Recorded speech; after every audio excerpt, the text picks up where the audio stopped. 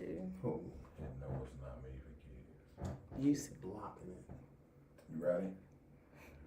Hey, we here. It's almost 6. Oh, it's after 6. It's 6:02. We here, a little late. That's how it be sometimes when you're dealing with reality. But Yeah. we coming to y'all tonight, man. Insight from the Godz, knowledge in Lakhem. Peace. And our topic tonight is going to be the street code versus the self code. Because oftentimes that street code get us sent all the way back. And get us life sentences and get us paralyzing from victimhood. Yeah, and victims of gun violence and all kinds of other violence because we make choices out of peer pressure a lot of times versus our own self-introspection. And when we coming up, that's one of the last things we learn is self-introspection. We learn loyalty to so many things except loyalty to ourselves and our families and our kids. So we've been taught loyalty, but we're taught to gear it in the wrong direction. So we're going to be building on the self-code and the code of the streets and the pros and cons of each. And so enjoy the discussion, tune in, comment, reply, like, share, subscribe. These conversations are going to get deeper and deeper. Once again, I'm Knowledge, and I'm going to pass the dice to Lakhem and let him introduce himself. Yo, peace to the world. It's the God Lakhem. Once again. No, your mic. Your mic. Once again, we're bringing you some actual facts for y'all to snack and chew on. Something for you to mentally digest as we pick apart these false alliances that we have with these principles that do us no good. In the long run, we give our blind loyalty to a set of rules that were set in place only for our detriment. It had nothing to do with building family. It had nothing to do with building community.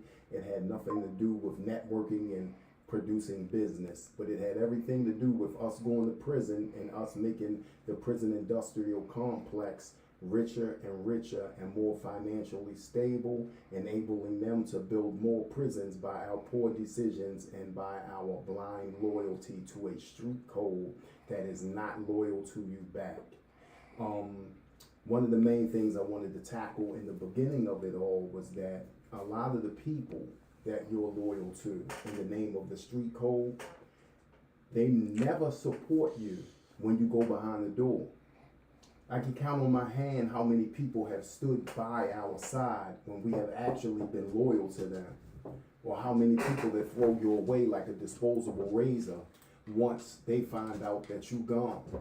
The street code is the next one just step up in your place while you're lost and forgotten. And as time goes on, this lie is perpetuated about the street code and having this dynamic in place that is conducive to our growth and development. But even on a street level, if we look at it deeply, times have changed. Like back in the day, if you went in Cannes for a couple of years, your team made sure you was good. Your team made sure your children was good. Your team made sure your woman was good. Nowadays, all of those principles are thrown out of the window. Not only is your team not doing anything for you when you go to prison, 9 times out of 10, the reason you went to prison was for somebody else's beef, somebody else's gripe, or some shit that they had going, and you were their friend. And in the name of friendship, you rolled with them. And 9 times out of 10, you the one got all the damn time, and they went home, and it wasn't even originally your beef. Then when you behind the door, you know how it go. Instead of them looking out for your family, they the main one. Your family might even be a victim of crime by them, and they know you're related to them. You know what I'm saying? On a personal level, one of my brothers was murdered, and dudes knew that was my little brother. You know what I'm saying? And they still killed him because it wasn't no loyalty, you know what I'm saying, with this street code. Because if it really was, that would have been in place and that would have been respected. They wouldn't have kidnapped them, robbed them, and murdered them. And nowadays, on the flip side, like I said, when you go to prison, this motherfucker now, he trying to fuck your baby moms. He ain't dropping no money off for the lawyer.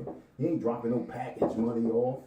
He trying to drop himself off over the crib over shit while you fighting your little case. You know what I'm saying? And that's just the basic dynamics of it all. But one of the main things I want to stress is how do you be loyal to yourself? Especially if you don't know what yourself is. Because some of us were so fucked up, we didn't really have knowledge of self. We was just functioning off of a self that society had molded us into.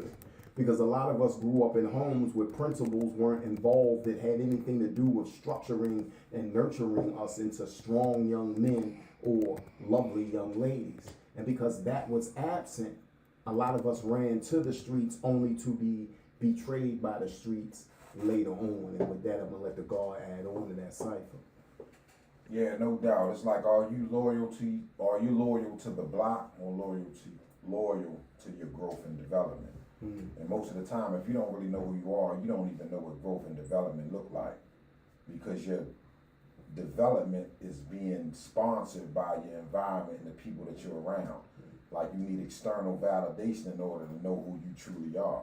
That's the only way that outer influences can influence you to the degree that you go against your natural self when you don't know who your natural self is or what it is. So this is why a lot of times when kids are younger, they're so impressionable, and they always talk about, well, their brain not fully developed, so they shouldn't be held accountable for certain things. Well, they talking about the dorsolateral prefrontal cortex of the brain. Right. This is the part of the brain that they use to say that they're not really responsible until they reach 21 years of age, meaning that their decision-making factors are not really responsible enough to be held as accountable as an adult. Now, this is a scientific study, but since we all are genetically different, we're genetically the same, but we're all individually unique, right? Since we're individually unique, no one rule matches everybody. Right. A 14-year-old over in Rwanda can pick up an AK and govern a whole village at the age of 14. So what do that science say to that child? Right. That's in that culture that come up under those type of regimes where they learn how to shoot guns at 9 and 10, and they're responsible. They know the enemy from the ally. You know what I mean? They know the difference no matter how close alike they look. They know the difference. So does that science serve everybody? No, it don't.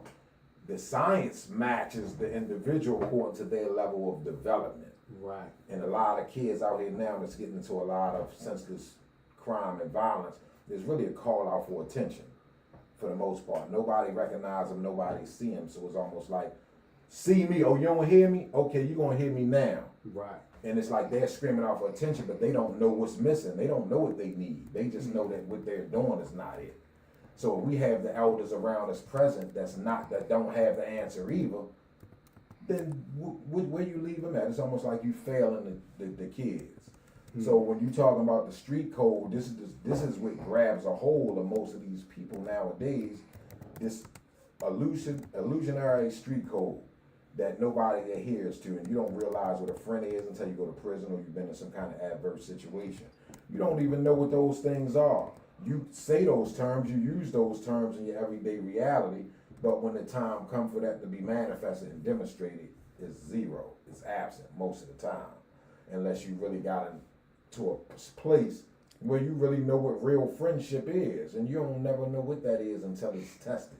And most people give it that title without the test, and that's where a lot of times we go wrong. So self-code is the code of what makes the most sense for me, what is guaranteed me a future.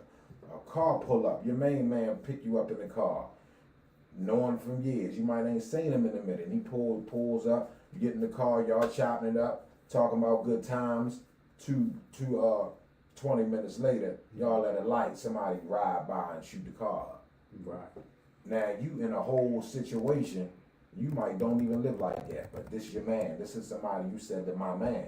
Now this title that you use to identify this person that you're in a car with is going to determine your loyalty factor. If you call him a friend, even though he ain't done nothing friendly to you or for you, but if you call him a friend, then here comes the hidden obligation to be what a friend's supposed to be to this person. If you don't call him a friend, your whole decision-making factor will be different in the regard of that. If you don't call him a friend and he's just somebody you went to school with, it'll be really easy to detach yourself. Boy, I don't know what you into. I ain't got nothing to do with that. Yo, that's dead. Whatever it is, you out of there because you don't want to get caught up in something that's not affiliated with you. Versus the same scenario, but somebody that you call your friend. Now your whole behavior is different, but you don't think about your family. You don't think about your kids. You don't think about if stuff go wrong. You just looking at the fact that you want to ride for your man. And then when you ride for your man and you look back at it and you in that bullpen, or somebody say, boy, you know they got y'all on camera. Now the whole reality rewinds in your face. Now the pressure comes. Now you want to think about your family. Now when they say you facing life, even though you ain't fire a shot, now you worrying about the family. Now you say, man, I got kids. Right. This not the time to start making that decision, because now you ready to go down rat zone. When you just was in a situation that you was almost sure of, because this your man and you signed up for it, and you turn right around and be in a situation now you want to bail out.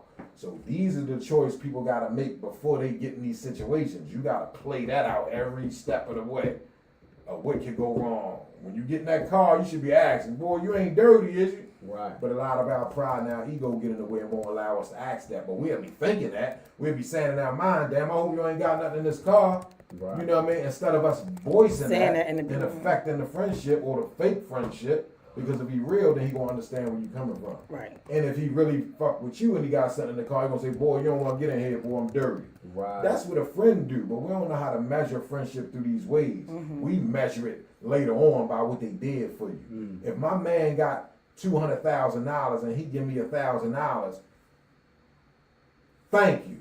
But it's really no measure of what I mean to you from that. But if you got 2,000 and you gave me 1,000 because I really needed it, or even the whole 2,000, friends do stuff like that. They put you in the place of them.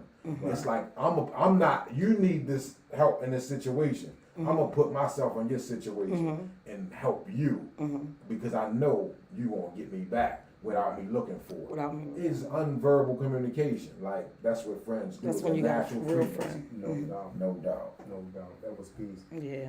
As I was sitting here listening to the Lord break his degrees down, I was just saying to myself how a lot of times we fall victim because we don't have a real structure.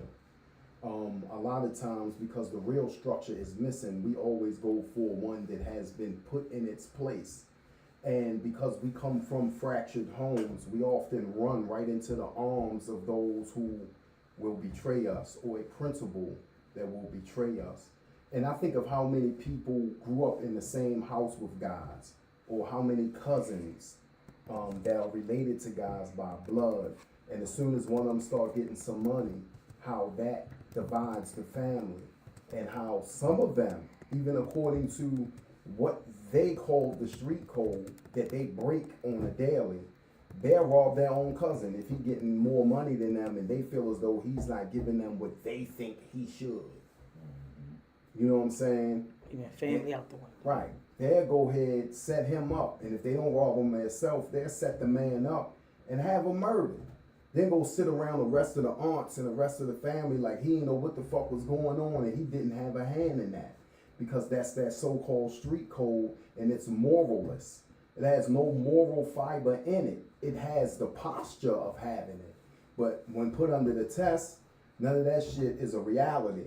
I think last week Wood was talking about how sometimes when crime occurs, they'll deliberately grab the wrong person.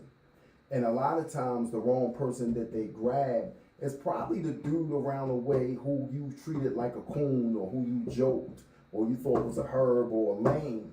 And the police are grabbing for like 4 bodies that they know he didn't commit, because they know that he's going to violate that street code, because he's thinking, shit, I ain't going to jail for them niggas. Them niggas never liked me anyway. That is a dynamic that they use. And so sometimes the street code can be manipulated according to who's in power at any given moment. So it's not a stable rule in effect where it does not bend. It doesn't flex in a way where, okay, yo getting all the money, I'm gonna fuck with yo, but you know he a rat. You go fuck with the dude and it's all mad niggas, and you still fuck with the dude because he ain't tell on me, he helping me eat. And one of the street codes is not to snitch, but because you can't feed yourself and another man feeding you, you cross yourself and go deal with that man. And then when something that is not fair befalls you, now you screaming and crying victim, but you knew the dude was in peace in the first place. And then there's the flip side to that, because the rest of the people around you who knew he wasn't right let him get money, allowed him to get in a position of power knowing that he was a rat. And they never knocked him off, but according to the code of the streets, he should have been moved out the way. Now here's the third flip side to that. Then you wait for a known killer to come home and you try to get him to do it. He been out here with y'all all these years. Y'all let him get all this money. As soon as somebody come home, oh yeah, you know they say you'll tell it. Okay, but why y'all ain't handle that 25 years ago? All this time I was gone, now you want a battery putting somebody back who just sacrificed damn near all their years in prison to go ahead and knock a dude off who y'all allowed to get in power and take every homie down. Wow. You know what I'm saying? And this is the dynamics of the so-called street code and this game, you know what I'm saying, that we are in. And it's definitely not peace, man. We got to come up with some new rules, and the rules got to definitely benefit us. It got to be some structure there for our youth. It got to teach us what not to do. I said last night at my meeting, at my Hill meeting, I said that you're not only responsible for what you do, you're also responsible for what you do not do. If you see your man getting ready to fuck with a dude you know ain't right and you do not say anything, you're just as responsible for what's going to befall him as if you said go ahead. You at least owe him that if you're loyal to him in any such form or fashion. You got to be like, look, now this is your choice, but they say son not peace. So if you choose to build with him or deal with him knowing he not peace, that's on you. You know what I'm saying? And I think that sword swings, man, unmercifully when you sitting behind bars knowing that a motherfucker you grew up with ratted you out and got you 100 and something years, and now, you know what I'm saying, you sitting in federal prison some motherfucking where, and he home walking around the other homies and hanging out with the other homies, and he everywhere with them, and they know that he did you dirty, and they still greet him and embrace him with open arms. That's definitely not peace. That's an emphatic non-cipher, and I think we need to put an end to that in how we move. Some things you can kill without having to literally kill a person.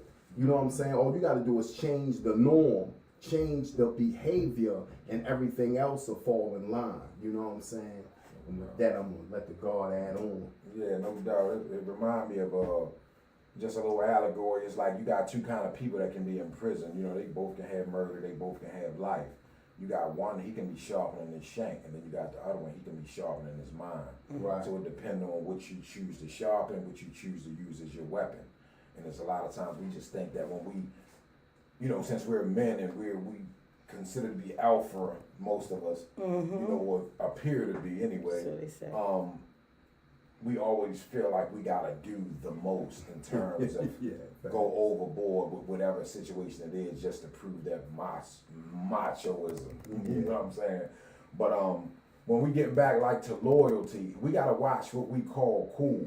We gotta stop associating what's cool with what benefits us. Right. Because it could be some fuck shit, but it might benefit us, and we'll call it cool just because we got the benefit from it. Right. In a small scenario, just like being in the joint, right, locked up, right, and you got the COs, and you got the convicts. The convicts, our job is to not let the COs catch us doing anything illegal if we happen to be doing anything illegal. That's our job in the street or in the joint. You get caught, they were doing their job, not the bitch ass nigga. They got a job to do. We call them the bitch ass niggas. They caught us. We got caught. We the bitch ass niggas. You was supposed to be we came up short. We got jammed up. You know what I mean? So it's like when you playing these kind of games, it's really no rules. So when you want to go hard and be alpha and be thugging it out and all that, there's a consequence to go with that. It's pants you gotta go wear with that. Right. Not just when you got the gun in your hand and you doing the criminal act. It's about when the judge hitting the mallet too. Right. And when the CO saying nigga strip, get naked, bend over, cough. Like, are you still gangster under them conditions? Is you still remain voiceful gangster? when the judge right there? Right. Is you still voiceful at the parole hearing? This is the difference. This is how you measure who you are. Right. You know, when you get the chance to strip off when you get in front of them people, you see what you really made of. Because all the facade finally comes off. None of The that made facade it. that you ain't even know you had Right. comes off. You know, a humbleness come from Yeah. you. So it's like now that's your authentic self. Right. How you get this far removed from it, Right. from external forces. Yeah. You know what I mean? So it's like we had a CO one time, right? He was cool as a motherfucker, no doubt, straight from the hood and all that, but he ain't break no law. Right. Dudes call him a bitch ass nigga. This is the loyal person. Right. The loyal person because he took an oath to uphold a standard and the code of ethics within the His uniform job. and badge that he wear. That's his duty and his job. For him to go against that, for you, for a couple $100, See the bitch. because it feeds your ego. Now, in your mind, you call them cool, but the rest of the world will call them stupid. And it's amazing that that one opinion can outweigh It can. the rest of the world's truth. Excuse me. It can. The rest of the world's truth. It'll outweigh it a lot of times because you scared of being associated with the bitch ass nigga. You trying to be the cool nigga. So why do we associate everybody cool for what they done for us? Yeah. It's like, damn, that's my man. Yeah, yo cool as shit. When I was up such and such, yo did that for me. Is when you hear cool, there's always something attached to it. So is this, so without that, is he still cool? still- Right. So why is cool attached to the benefit that you get? Whereas though, if we learn how to measure loyalty, we respect the police that gave us the blues, Right. technically, because we're on the other side of the law. They on this side, they on that side. We don't supposed to be friends technically. Right. If I'm in this underworld and this criminal Yeah. element, We said, Right. ain't no I connection. shouldn't want. We don't have nothing to talk about. What are you trying to negotiate with the police for? Why are you talking to them? Like, don't you know your rights? The right to remain silent, the right to your attorney. Like, man, we'll get right in there and try to slick talk these people, and then end up saying some incriminating shit. Right. Now you the implicated lie. Yeah, you's a rat. If you did that. Yep. That's what a rat is. You implicated a name that they ain't know about. That's a rat too. Yep. You can't backpedal that shit. The only way to backpedal is go in that motherfucker and say that was a lie. What I said about that dude, that shit belonged to me. That's the only way you can negate that. So if you're not willing to do that and take that role, then you shouldn't be indulging in nothing to go with it. Because nobody want to hear about your wife or your kids or your family Not when the them. pressure is on. When other people's lives and their family and their kids and shit is at stake too. Right. You know what I mean? That's when the pressure on. That's what I hate about people that get involved in shit. Yeah, we know the pros and cons. We know, but do you really know? You say you know, but are you ready to go with it? Like, if something happened to your child, you don't care nothing about no central booking. You going straight off of go mode. Right. Deal with the rest later because your principle and your purpose is so much more At that worth time. it to you than the consequence of it. Right. Because you wouldn't be able to live with yourself to stay free and knowing you watch somebody assault or molest or really damage your child in some kind of way. You wouldn't be able to live with yourself. You'll die 1,000 deaths. So it's what is the sacrifice? So it's like, okay, I'd rather sacrifice my freedom so that they can have a life entitled versus me protecting my own feelings and at the mercy of them being exposed to this madness out here. Right. So it's like there's so many variables of that when we using language trying to define what's cool and what's not versus what's favorable for us and what's not. Everything that's not favorable for us don't mean it's bad for us. Just because it's unfavorable at the time. There was a lot of times I wanted to go home and I put in the pills and it got turned down. That was like the worst thing ever. But it just wasn't the time. It just wasn't It time. wasn't the time, even though that's what I thought I wanted, but it wasn't the time. I wasn't ready. The universe knew I wasn't ready because if it was, then it would have happened. It would have then. happened like And that. that's the way we got to learn to look at life. Like, yo, it's just not the time. Right. Irregardless of what your wants and expectations are, the universe got another plan in mind. The Akashic records is all written. It's there. It's just what door you gonna go to. Which one you gonna want? You know. No doubt. Yeah, that definitely was peace, Lord. Yeah. I was just sitting here, you know what I'm saying, analyzing the whole situation, and I was like, damn, how many people have we met that justify the means of their bullshit by protecting people they know ain't right. You know what I'm saying? A million scenarios of prison popped in my head where you might have a dude, the CO might be feeding him or something, or bringing him some McDonald's shit in. And the whole time he indirectly having a conversation with the CO like he one of us, and he leaking information like a motherfucker. But other dudes not looking at it like he telling, because they don't even, their mind can't even fathom the shit that he revealing. You know what I'm saying? And this motherfucker basically sold out on the old adage of a hot meal and something to drink. And this nigga then went and spilled the beans.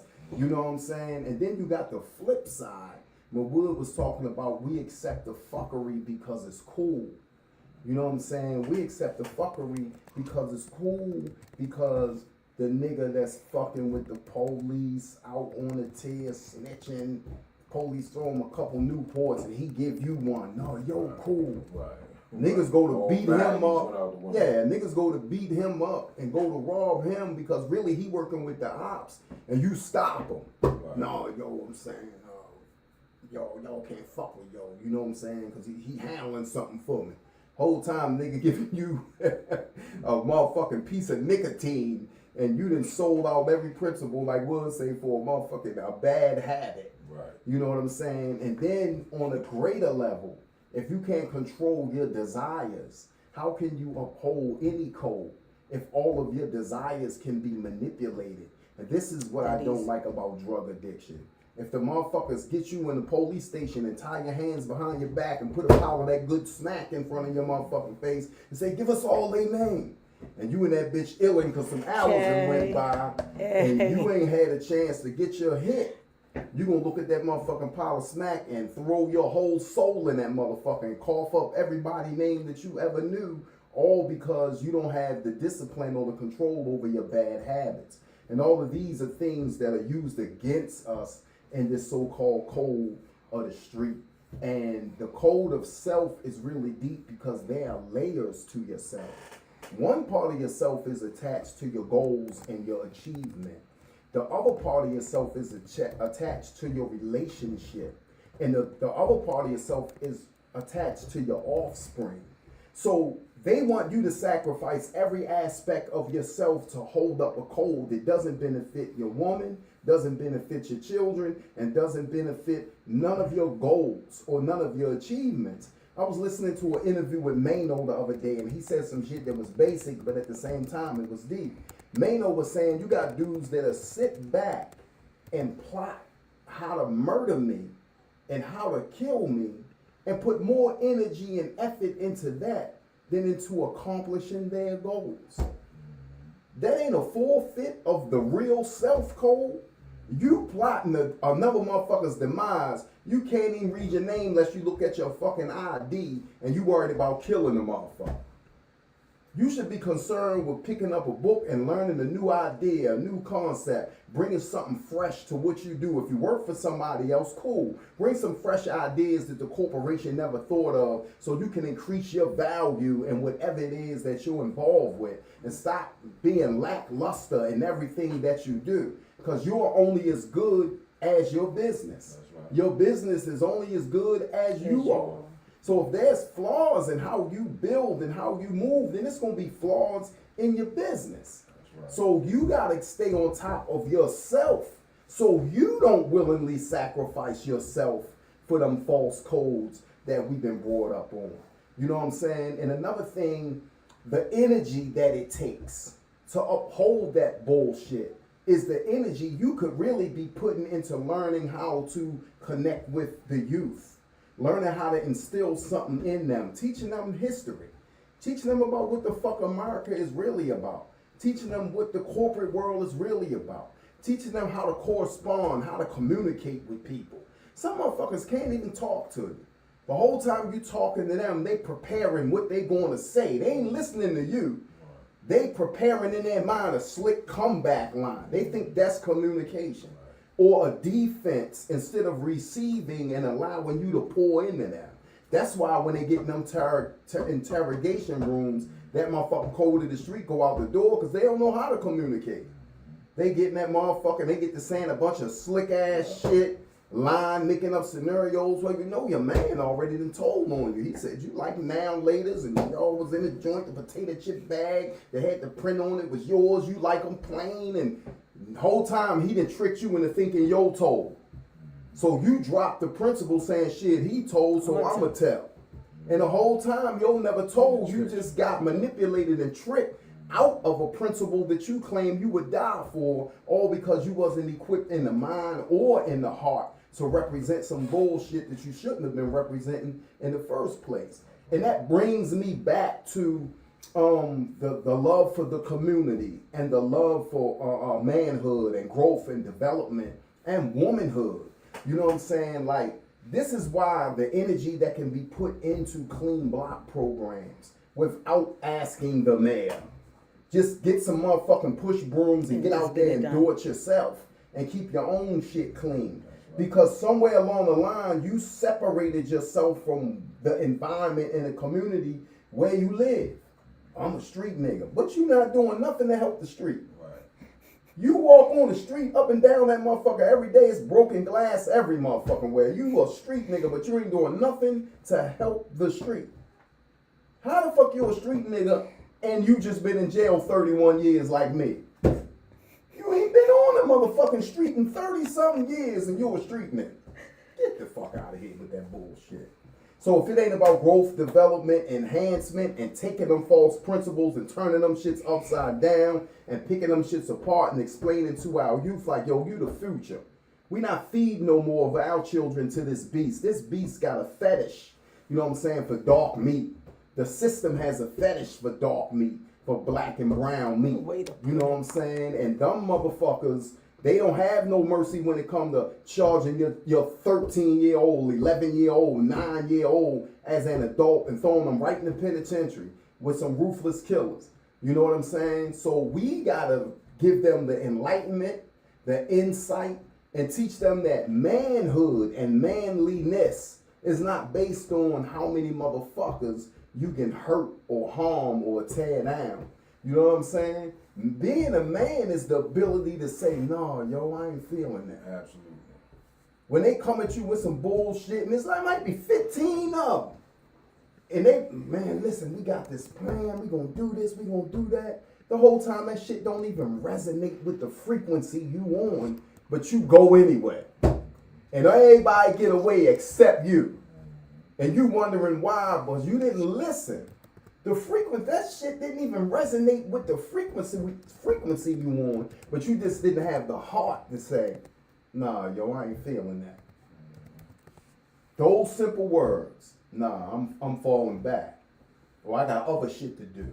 You know what I'm saying? And this is what happens. You know what I'm saying? We think that our youth are prepared, but we gotta prepare, man. We gotta have these conversations. We gotta set up these kind of mock situations where, you know what I'm saying? Like, yo, if I run down on you, ask you do this, blah, blah, blah. And it might be somebody that you look up to. Because 9 times out of 10, that's where it come from. Come from somebody who you think the big man in the neighborhood or somebody you look up to. Right. Mm-hmm. And they step in and tell you some shit, and the shit may not be peace. But because you look up to the dude and the dude getting money and he a neighborhood celebrity, you go ahead and jump on the bandwagon and follow that train of thought, and that shit get you 1,000 years, and he didn't use you and sacrificed you to knock somebody off who he ain't have the heart to knock off, and now you in the penitentiary with 1,000,000 fucking years. You know what I'm saying? But that's what it is, Lord. You can add on. That's how I go, man. No doubt. It's like, we soon find out too late. And it's like when I talk to some of these little young guys, it's like you be surprised that they are so eager and they want the change, but it depends on who trying to bring the change to them. So it's like you can be the one that really, no, I'm agreeing with you. You can be the one that have all the jewels and all the principles, but if you don't, your approach is wrong, your delivery is wrong, or your presentation is not in alignment, then it's not being receptive. It's not going to be received. But don't let that stop your fight. That just might not be your tribe right there. Right. Because all of them need some kind of guide. I was talking to a little guy the other day, and I was like, damn, shorty. I said, what you like to do? You had one, that's one of my favorite phrases like, if you had one power to change the world, what would it be? What would you do? You know, and it's amazing that so many of them take so long to come up with an answer. You know, and it's like sometimes we can be so boggled down by our pain and our lifestyle choices that we imprison our own self, like with the pressures and the stresses of everyday living. Like we constantly end up going in the same areas that keep us stressed, right? Versus going somewhere where you feel free spirited with peace, like with some water or some nature at, just to reflect on your thoughts. Like we don't even gravitate towards that. We gravitate towards chaos. It's like chaos became like our normal. Right. Like we gotta be like socially disengaged to a degree. We're here, but we're not here. You know what I'm saying? Sometimes you ever been somewhere like to a family reunion or something, and although everybody is together, but they still divided. They all in the same setting, but everybody on their phone. Right. So it's like, what's the purpose of the gathering if nobody's gonna Gather. do the gathering? Right. You know, everybody's still disconnected. It's like we put more effort into the disconnection. Like I can do it on my own. Like I've been through all this. I've made it. I ain't nobody. You know, we become so selfish. And it's like we're the last people that should be selfish because we've been through everything. We've been to the bottom. We still at the damn bottom trying to come up. So it's like when we finally get a chance to get a little breathing room, you would think we would want somebody else to get some breathing room too. Just to feel the But we just want to just absorb all the air and then tell you all about it. We don't want to tell you how to get it. We want to just tell you how good it feel to be here. Right. And act like I'm doing this as inspiration for you. Right. No, the inspiration is dropping a jewel, showing me the blueprint how you got it set up. Right. Not by bragging to me that this is what you can do when you work hard. I need some instructions, and we ain't giving the instructions. We just giving the result. We just giving the after effect. Right. This is what you can do. Just go to school, go to college, get an education, get a job. That shit sound good, but it ain't that fucking simple. But is You it know what I'm that saying? simple? Like it ain't simple as all that. Like, well, won't you just get a job and you know? It's like you need information, you need knowledge, you need a compass. That's just the work. You need the instruction. Right. You know, and we not giving the instruction. We just showing up with the finished product. Here you go. And we a lot of times nowadays, the parents, we do our kids a disservice, and I always say this by trying to give them the stuff that we didn't have. That was the biggest illusion and the biggest form of deception that we could ever gravitated towards.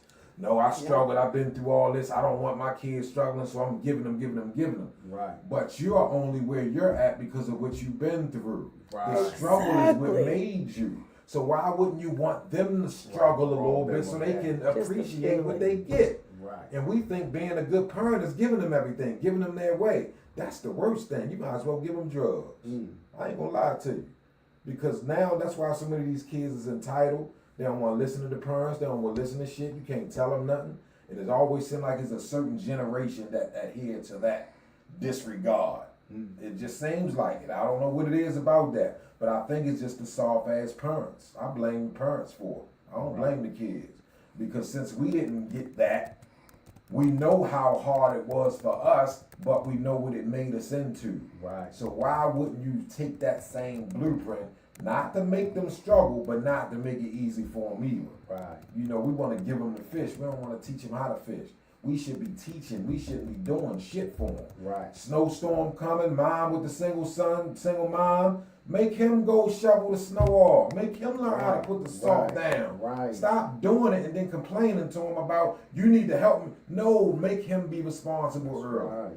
Give him those responsible duties early. Give him chores. Ain't nothing wrong with giving them allowance and buying them shit, but make them earn it so they can see what it worked. When you do this, you get that. This is just teaching. It ain't about the giving. The giving is just the message and the jewels so that they can develop and evolve.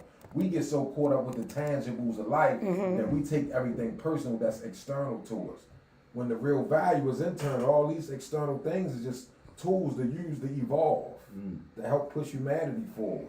Right. So we can express emotions and know how things feel. So we use these different components to understand our reality, but don't take none of this stuff personal or serious, because it's like everybody got a role to play. And we gotta be teaching and we gotta be student at the same time, but you gotta know when to be what. You gotta know sometime when to shut up and listen, and sometimes you gotta know now it's my turn to speak. Right. You know what I mean? So we just gotta keep that in mind when we trying to impart our wisdom on whoever it is, not just kids, because most of these kids smarter than a lot of us. They just don't know how to express it. They don't know how to let You know what I mean? So I definitely don't. These kids far from stupid. Our kids is great.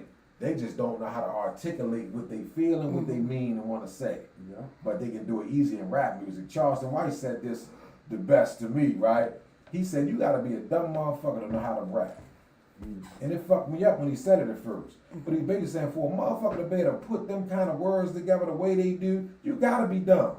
He said, can't no smart motherfucker do that. They're gonna be worrying He about said, what they're genius supposed to can't be. do that. Yeah. These pronouns and nouns can't go together. Absolutely. Like, he's like, you got to be, you know, to do that. Never in heard a that, sense but it of makes it's sense a part though. of a genius at the same time. Exactly. Because you're really tapping into something that you don't even know how, that you don't really fully comprehend, but you know how to get it out with it over a beat. Put a beat on, it can come out. Like some people won't even talk until music come on. Yeah. Some people you don't even hear from unless music come on. They're a whole another person. Yeah. Because certain things wake up certain stuff in people. Yeah. You know what I mean? And then our pineal gland been calcified. And the pineal gland is really just the third eye, just for those that don't know what the pineal gland is. And when it get calcified, it becomes hardened, so you can't even receive frequencies from the universe to exercise the power of your third eye. Right. So it's really sitting there lying dormant. Like we gotta start waking it up and get that calcification up off of that pineal gland.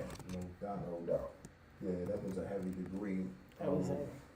There's a lot that the God just touched on, but I wanna take that same approach, but I wanna revert back to something he said about this entitlement thing. If I have a corporation, $1 million corporation, we get millions. And I have never trained my children how to run the $1 million corporation. I only allow them positions in the corporation just because they are my children. They have no particular skill set that enhances the corporation. They're just there as placeholders because they're related to me by blood. Never received any training or anything, right? This is the moral and how it connects with the code of the streets and the self. When you don't know a thing by instruction, if you ever lose it, you could never get it back because you was never taught how to get it in the first place. It was given to you. You was just placed there. It was given. So all the little information that is vital on how to start it, how to make it work, and how to reach its apex, you was never taught that. You was just put there because I like you. And then when something goes wrong with it and it fall apart, now you're broke and poor for the rest of your life because you never had the active ability of how to actually run it because you had a sense of entitlement and the parent fed into that shit. Like, okay, put them there because, you know, that's so-and-so people. I seen the same shit happen in prison. That's why I said the dynamic parallels, where a lot of dudes was given a certain amount of respect because they was certain people's nephews or certain people's cousins and shit like that, and they never had to put their own work in. Then when the cousin went home or got sent to another jail or the uncle wasn't there, somebody else hauled off and slapped the dog shit out the dude and he carried the mail, he run, or he don't do anything. They be like, damn, he nothing like his people. Yo, a chump. But the whole time, he never was groomed to defend himself. They just assumed he could because by blood he was connected to Yo and them. And the whole time, Yo and them never even gave him any skill set for him to survive under those circumstances. And that's what happened where people just out of privilege, they get a title or they get a blessing and it fall in their lap and they don't know what to do with it. That's why you can give some dudes all the work in the world and he gonna fuck it up. And you can give some dudes a nice amount of work and he gonna take that shit and he gonna flip it, bend it, twist it, he gonna make it work because he know what he doing. It's almost like throwing a person in the water that don't know how to swim. It's plenty water, it's plenty work. The water everywhere. But because he don't know how to swim, he dive in the water and he's splashing. Water going every motherfucking way. But he ain't making no motion. It's right there. Then you got the guy that know how to swim. He know how to cut right through the water. He know how to cup his hands or slice right through the water. And he's moving and making progress through the water, and he ain't making that much splash. But the person that doesn't know how to do any damn thing is always gonna make a lot of noise. Always gonna make a big ass mess and get nowhere. Because that's that privilege, that's that entitlement, absence, skill set. And I said this the other day, I said an empty wagon makes a lot of noise. When you're empty as a person, you can't get an empty person to shut the fuck up. But the person that has some substance, pull that wagon quiet, because weight in it. It feels a little smoother and everything when you pull it. Pull a wagon ain't got nothing in it. That shit rattling all over the place, man. And that's how people are. They become empty wagons. They make a lot of fucking noise, man. And so what we got to do is put something in their wagon. Right. Fill them up with something. Give them some substance. Give them some science. Give them some degrees. Teach them something. Not that bullshit. We talked about programmed responses. You teach them to say cover shit. Like Wood just said. And I started laughing when he said it because that's the bullshit we grew up on. Just work hard, get a job, and everything gonna be all right. Go to school. Yeah, go to school and get a job. Why the fuck that ain't work for you then? Right. Hold up. And this is back to giving that advice that never even worked for you. Right. You want me to follow the same path you took and get where with it? You know what I'm saying? I had a conversation with a relative of mine. They down in Atlanta. Oh, boy, Atlanta, the new Mecca. Boy, you come down here, it's on. You might want to come down here and do your thing. Man, I'm down here. So I asked him, well, what you look like? Right. You trying to convince me to come down there because down there is better when you've been down there 5, 6, 7 years and you're doing no better than me. Right. Man, come on. Cut the crap. No. And so this is what happens when you lose your true value of self and you hold on to these codes that don't have any value. Because some codes are not street codes. Some codes are just a bunch of silly shit we've been told because the person didn't have enough intelligence or enough knowledge, wisdom, and understanding to raise us in our consciousness. You know what I'm saying? Pray on it. You know what I'm saying? Pray on it. Yeah, that's the Kaaba. Take it to God. Take it to Jesus. Yeah. Or sleep on it. You might feel better tomorrow. I might not even fucking wake up tomorrow. Forget you talking about, I might feel better tomorrow. Sleep on it. Pray to God. God gonna handle it. And you never move a bone. It remind me of that shit when they say about waiting for the window of opportunity when you can't wait for opportunity. You gotta attract it. You can't chase the opportunity. You keep waiting for opportunity, you're going to be in a position for so long, waiting, that when it's time to spring into action to get the opportunity, your bones then atrophied from sitting down waiting for it to come for so long. You stiff as a motherfucker. I'm waiting. I'm waiting. You sitting there waiting for Jesus to come back. Keep waiting, beloved. You're waiting for Allah to come with the angels and all this, and that's peace, if that's what you believe. Right. But how long have we been waiting for that to come? A lot of Eve's children. Absolutely. That's what believe, man. When you Be believe like something, Eve. one thing about belief, when you believe something, all you're doing is giving confirmation that you don't know it. Facts. So when people say you believe in God, that means you don't even know it. Mm-hmm. I know God. I don't have to believe. You only believe something because you don't know it. Mm-hmm. If I tell you it's a helicopter outside, you got a choice to believe it. But once you go out there and you see it's out there or not, now you don't have to believe it because you know it. Because you know it. So knowledge serves in place of belief. So watch what you believe in, because what you believe will affect you if you believe it. Your cells don't differentiate. Right. It just partake on whatever you implement into its frequency. It don't, we live in a relative world. Your cells don't know the difference. It's all absolute to our DNA and our makeup. our mind is what distinguishes relativity and what's one thing. Because one thing can be good today and be bad tomorrow. It's all according to your point of reference. Yep. They say the loudest boos come from the cheapest seats. Meaning that the people that got the most to say is the ones that got the least invested. And that's in a whole lot of shit. Like a lot of people that do the most talking is the ones that don't know shit. Right. They regurgitating what they heard. Because when you know it, you ain't got to prove that you know it. Right. Because you manifest it. You only talk about it when you don't manifest it. So you got to speak it so that hopefully they can see it through you speaking it. Indeed. You should just be able to walk it and be it. And whatever it is, whatever you do, represent it to the fullest. Like your name and your reputation is on it. Yep. If you're a janitor, if you work at a high school and you mopping the floors, don't be ashamed that you're a janitor. You signed on a dotted line that I will take this job. Yep. So go into it with the same conviction as if you was an engineer. Yep. You know what I mean? Like your reputation is on the line.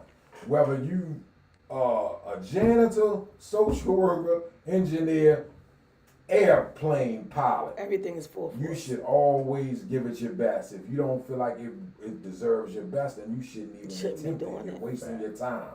And so many people waste their times in jobs that they don't like, that they can't stand, around people that they don't even get along with. Yep. That internalize that stress every day in and day out. Same thing, going somewhere you don't really want to be. And then it kind of bring me back to some sort of, to like relationships, right? And I know this is kind of going sideways with it, but I just want to tie this into it. Because it's like men and women, but I'm speaking about the women because I'm the man.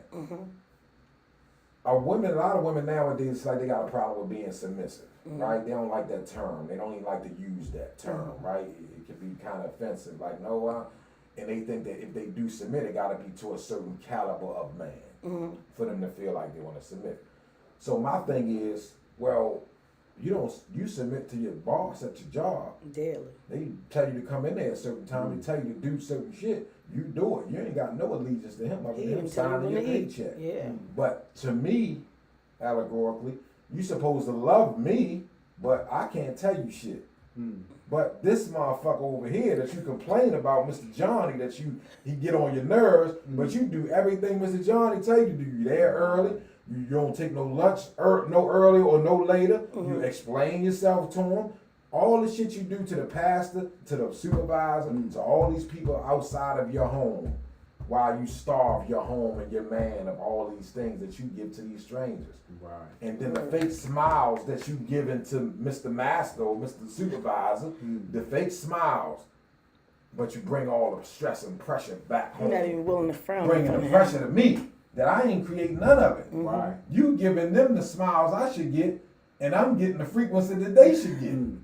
And they get misappropriated. A lot of times our relationships suffer for that. Yeah. Because we're listening to people at the church. We listen to the man at the job. We listen to everybody. I can tell you the same shit that they told you. I could have told you that shit 20 times. When in one ear and out the other. Past that the church told you, it's like it's written in stone. Yeah. But Deacon Charles said, I said, you don't remember I just told you that shit? Oh no, but he was just saying, so it's like, why do these external authorities get so much more validation than the motherfucker that you supposed to know? That's almost like you can be in a relationship with somebody 10 or 15 years, and the woman might want your man. You don't even know her. But the woman will believe her just like that. Oh, your man, we been messing around for 5 years. She'll believe her way before she believe him, and she's supposed to know him. Yeah. But she noticed the enemy. She know she don't really got an interest or affinity for you. So what is her motive? And I can't believe some of us would be so weak-minded that we'll listen. And we might not take action right away, but now we looking at them through that filter now instead of our own filter and toxify the whole situation. You know what I mean? It's almost like somebody just doing something to you. My motto always was, well, if you ain't going to kill them, forgive them. And I don't think nobody should have to lose their life for nothing out here. You know what I'm saying? So it's like, what happened to the forgiveness? You know what I'm saying? So it's like, we got to get to a point where because when I did some statistics recently, right? It's like black on black crime, black on black murder, right? In this country, it's 50%. We got 50% of the murders, black on black crime. And we ain't but damn near between 14 and 16% of population. So it's like if we're not even gonna be around but so much longer. We're gonna be extinct in a minute. if we going to prison, getting life, right? So you killing yo and you get life. That's 2 lives Two gone right there. So we get 2 for 1s all day long. Sometimes 3 for 1s. This is every day. Yeah. And what kill me is about is that when our people can be so ignorant that we'll act like, well, shit, other people do stuff too. They just don't report it. That's the ignorant shit I be talking about. So does that make it any better? Of course, other people commit crimes, but not to the magnitude on each other like we do. That'd be my point. Nobody's annihilating each other like we do on an everyday, day-to-day basis. Of course, you got your lone wolf assassins, you know, that go out and just shoot up the mall or the church or whatever. Of course, we have the exceptional ones like that. But these are not people that's going out just doing it on a daily basis to their own people. These are just random people because they cuckoo. Right. You know what I'm saying? But we're deliberately like just targeting and plotting and planning to just do each other harm. I can have $1,000 in my pocket and 2 black people to try to rob me for it. And that other colored person over there can have $1 million in his fucking car. They won't touch him, they'll come take mine. Come and take yours real quick. Only because of how I look. That self-hatred is what kills us. And that street code is so much responsible for that. That street code is killing our culture, it's killing our babies, all that. It's just doing us a big disservice, man. This fake street code, because we think about our loved ones and ourselves when it's too late. Facts.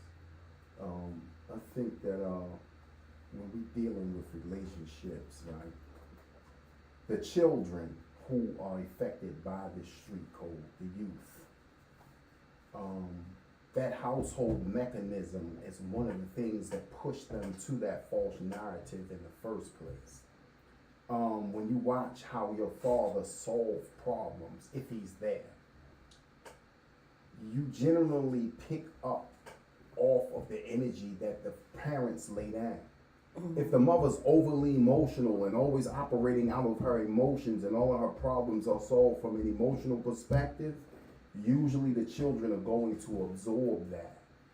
And since the R complex, the reptilian complex in the human brain functions off of survival, then all of the emotion that they are receiving, all of that kicks into their survival mode.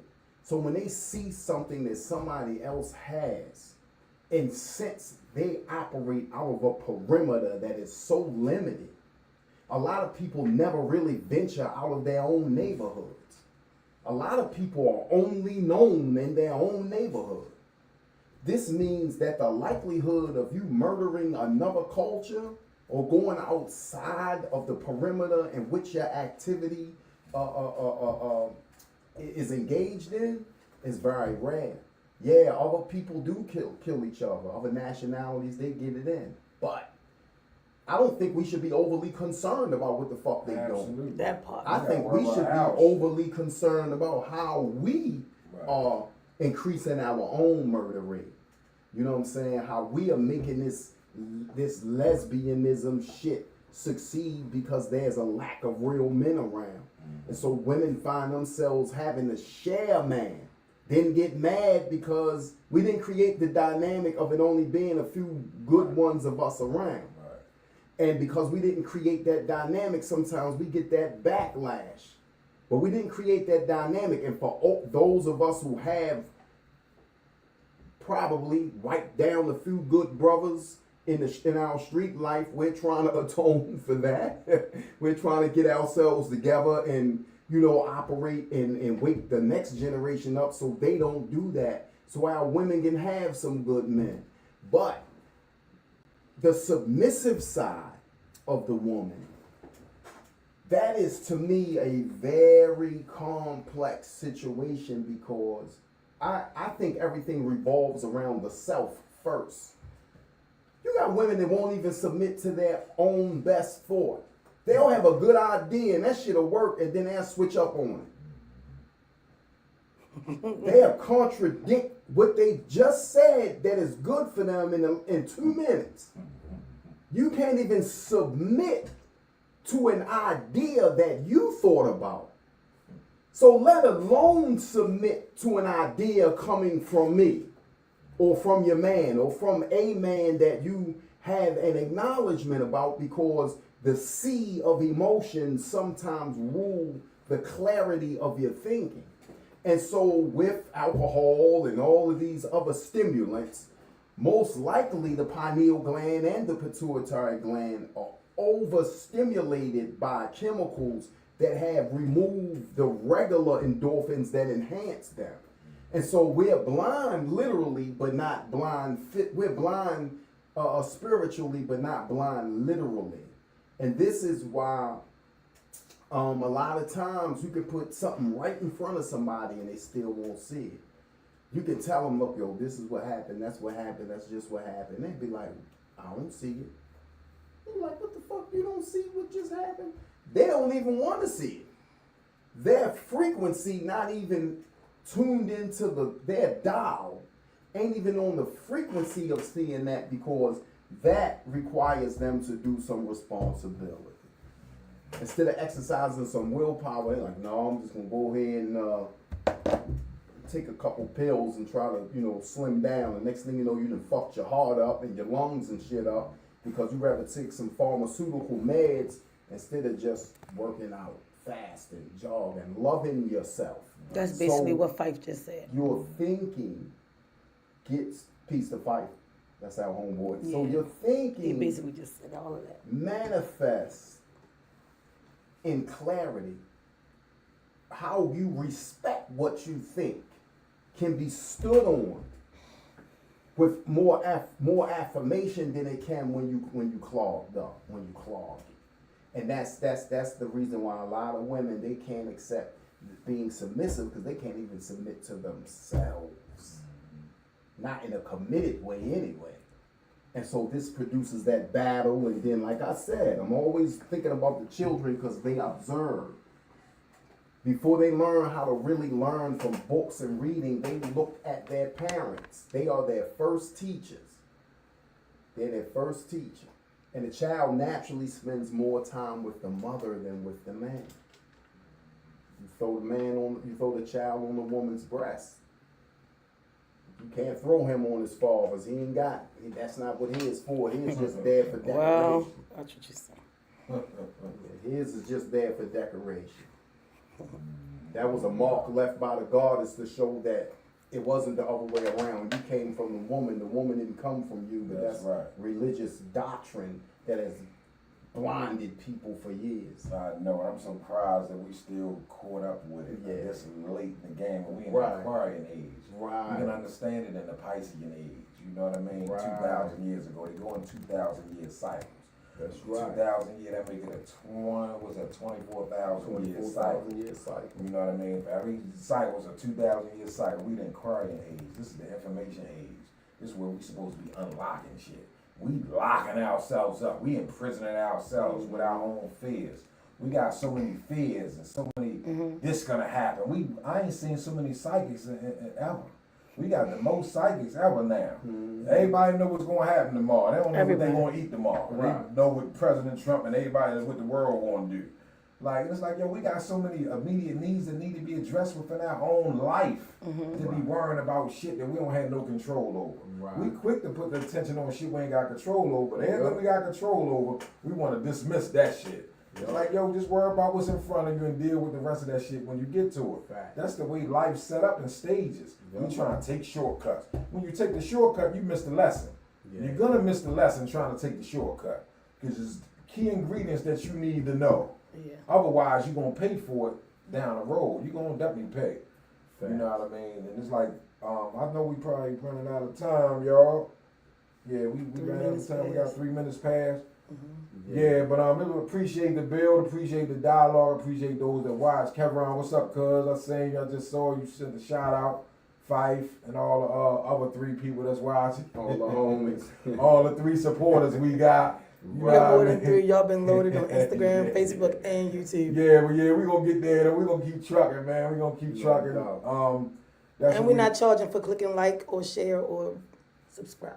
That's right. It don't cost a thing but a thumb muscle. That's it. Like, share, subscribe. Stop sending me other people's shit. Start sending mine. We don't want to When you start sending mine to other people, cool. I'm this to everybody. Stop sending me other people's shit and y'all don't send me mine. You know me. I can't wait to go off. That's right. Yeah, I feel offended. I don't never see my shit shared. That part. And all these niggas supposed to fuck with me and like me. Y'all don't share a fuck thing of mine. But y'all send me shit from Gilly and all these old niggas. Them niggas ain't saying nothing too much more than what we saying. That part. You know what I mean? But since we ain't popular yet, y'all don't. Come on, black people. That's what we talking about. That's shit right there. Yep. You know, don't wait till the finished product. It's the same way with relationships.